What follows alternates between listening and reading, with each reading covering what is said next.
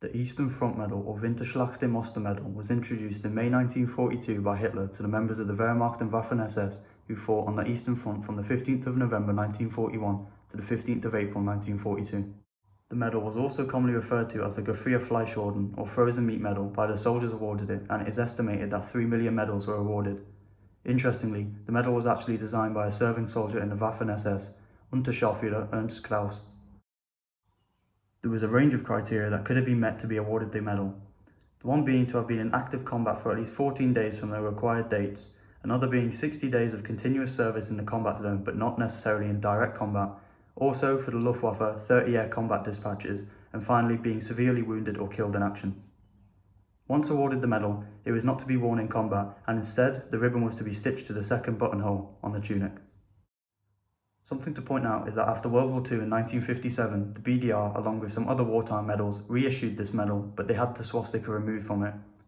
In addition to this, there were actually some makers who featured the swastika on their medal. However, this is quite rare. So here's an example of a World War II Eastern Front medal.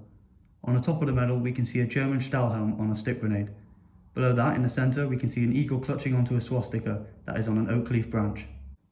Moving on to the back of the medal, we can clearly see there's some text that reads Winterschlacht im Osten 1941-42. This translates as Winter Battle in the East 1941-42. If we look at the top, we can also see the same design of a German Stahlhelm and stick grenade, and on the bottom we can see a cross sword and oak leaf as well. So if we have a look at the other parts of the medal, we can clearly see there is a red ribbon with a white, black, white stripe going down the centre. On the ring attaching the medal to the ribbon, I'll put a clear photo up for you now, it is marked 19 for the maker E. Ferdinand Weidmann. It's hard to see on camera, so the photo should be a bit clearer. As with most German medals, there are a few variations to the medal. Earlier war examples will have a silver-plated edge and a gunmetal centre, while later war examples often have a silver-washed edge and a grey zinc centre. So if you're thinking about getting one of these medals for your collection, I'd definitely recommend it, as it's one of the cheaper World War II German medals, probably because of how many were produced in the war and given out, which also makes it a good medal for people who are just starting out. And it was actually the first World War II German item I got in my collection, so I'd definitely recommend it. That's the end of the video today. If you have any thoughts, please leave a comment down below. Thanks for watching, and I'll see you in the next one.